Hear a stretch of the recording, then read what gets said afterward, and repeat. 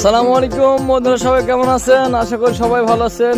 তো দেখতে পাচ্ছেন এইটা আমার কলিজার খালু। তো খালুর কাছে চলে আসলাম। খালু একটা কি যেন নিয়ে এসেছে দেখতেছি। তো অনেক যত্ন করে এটা কি যে করতেছে দেখেন। এখানে দেখার জন্য অনেক দর্শক চলে এসেছে, অনেক বন্ধু বান্ধব এসেছে আমার। তো খালু, এইটা কি জিনিস খালু একটু বলবেন? এটা হচ্ছে বাঙালির নৌকা। বাঙালির নৌকা? মানে এটা তো পানিতে চলে তাহলে? এটা পানিতে চলে। এটা হলো যখন বন্যা হয় তখন মানুষের বেশি মনে পড়ে নৌকার কথা। বন্যা হলে এটার কথা মনে পড়ে। তো এই নৌকা এটা কোথায় নিয়ে যাবেন নাকি? এগুলো কি দিচ্ছেন? এগুলো নতুন নৌকা কিনে নিয়ে এসেছি। এটা হচ্ছে বলা জয়েন্ট দিচ্ছি, ফাটানো যাচ্ছে। যাই হোক, মানিশ করতেছেন। যেমন পানি এক ফুটাও দিচ্ছে না পারে। আচ্ছা, এইগুলো কি? এগুলো তো দেখতে অনেক মনে হচ্ছে খাবারের মতন লাগতেছে, সুস্বাদু জিনিস। এগুলো কি খাওয়া যায়?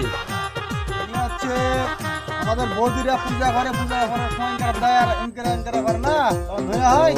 মানে সেটা হলো বাংলা কথা ধূপ। ধূপ। এটা কেরাসিন তেলের সাথে মিশালে সেরকম আটা হয় মনে করেন। আপনাদের বাড়িতে কিছু ভাঙা চুরা থাকলে সেটাও বুঝতে পারবেন, সমস্যা নেই। আরো অন্য কিছু তো ফোকা টোকা হলেও মজা পারবে। তো যাই হোক বন্ধুরা, আপনার যদি কোনো ফুকা থাকলে এই পদ্ধতিটা আপনারা প্রয়োগ করতে পারেন, কারণ এটা হচ্ছে নৌকাতে। আসলে নৌকা আমি চিনি, তারপরও বলিনি। আসলে খুবই সুন্দর লাগতেছে নৌকাটা, নতুন নৌকা আজ কিনেছি। আরো অনেক মানুষ আসছে, কারণ এটা আমাদের সেই বিখ্যাত বাগমারার আনোয়ার খালু, যাকে বলে আনোয়ার ভাই বলে সবার কাছে পরিচিত। আমার খালু হয়, ভাই তো বলা যাবে না। যাই হোক, আমার এই খালুর জন্য একটা খালা চাই। আপনারা যদি থাকেন, খালা যদি থাকেন তো দেখেন, আমার খালুটা কিন্তু অনেক সুন্দর, দেখতে পেয়েছেন? আমার একটা খালা দরকার, অনেক দিনের স্বপ্ন, আমার একটা খালা লাগবে।